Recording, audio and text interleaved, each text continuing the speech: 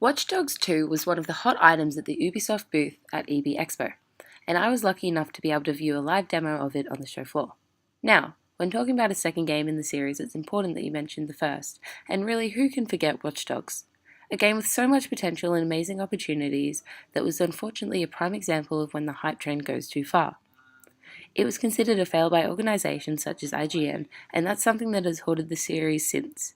But that hasn't stopped the company from creating it and being passionate about the product that was presented.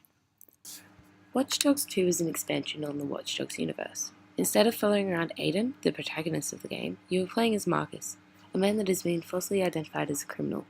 He is working with DedSec, a hacker group featured in the original series. As I was watching the introduction video, it definitely felt like there was a stronger emphasis on the story of the game. However, once the live demo was presented, those thoughts were squashed. This is a game that seems quite gameplay heavy. It's very open world, and while it does have a linear objective that must be completed in order to progress, there is a multitude of different ways to do it. From my watching of the live demo, however, I realised that all these ways could really fall into 3 different categories. Classic stealth, which is pretty self-explanatory, shoot 'em up, where you go in guns a-blazing, my gameplay style of choice, or a third category which you don't tend to see in these kinds of games, which I would call a bait and switch, in which you can distract NPCs or trick them into going places, either by using their phones, setting off alarms, or using drones, and then walking through. That's another thing that's new to Watch Dogs 2, and quite exciting really. There are now 2 different drones that you can use to explore the environment and interact with people and items. There's one that flies and a small one that's on the ground, and they handle quite well. There has also been an update to the driving system so that car handles very differently based on what they actually are.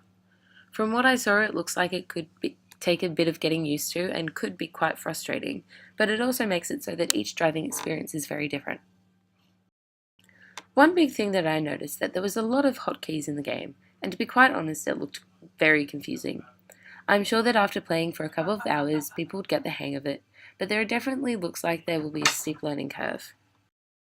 Overall, the game looked very enjoyable. The map is so much bigger than the original Watch Dogs, and the story actually looks quite engaging.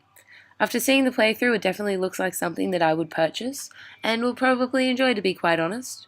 There will be a review later when it does come out, and definitely keep updated. I'm quite excited to see where this goes, and to see it form into a fully fledged game.